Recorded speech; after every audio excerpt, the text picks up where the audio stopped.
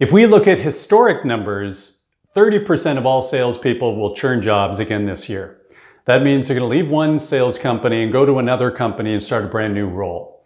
And there's 2 or 3 things that the salesperson can focus their learning on to ensure they reduce their time to value for the new company. And that's a really important thing for the salesperson and a very important thing for the company. So here's some thoughts around the things you want to focus on.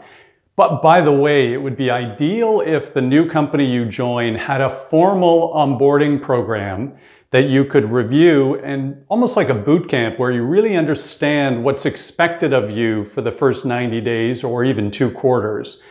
But our experience is not many companies have one of those. They leave it to be a little bit more ad hoc. So as the salesperson, you want to take control of your onboarding plan. And here's the 3 things to really focus on. First of all, you have to understand the company you just joined. So what's their product market focus and what's their value proposition to that market? Meaning, what do they do? How does what they do tie to the desired business outcome of the prospect or customer?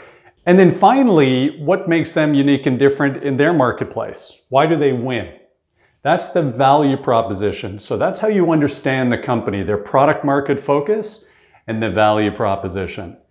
The second thing you need to learn is about their clients or prospects. Learn the industries that you sell to, the business problems that those people experience that you solve for, the attributes of the buyers you're going to be approaching, and who within the organization do we approach for our service. So you have to understand who you're selling to. And then finally, with the new company, you need to understand how they sell. You might be an experienced salesperson that they brought over from another company, but the new company has a different sales process. They have different expectations around how your activities lead to opportunities, which would then lead to results. So you need to get very clear on how they sell, and that will tie to your leaders' expectations of you. Again, this is so much easier if the company you're coming to has a formal onboarding plan. But if they don't, think of the impression you make as a new sales hire if you bring the onboarding plan to them and say, here's what I'm going to do for my first 30, 60, 90 days on board. Can we align that this would define success for this period of time? A couple of quick thoughts. If you don't have an onboarding plan, you can ask for ours. And all you have to do is respond to this posting by saying, please send me the plan. Secondly, there's a fantastic book for people who go to new jobs. It's called The First 90 Days by Michael Watkins. Now, this is not just for salespeople, this is for executives in general.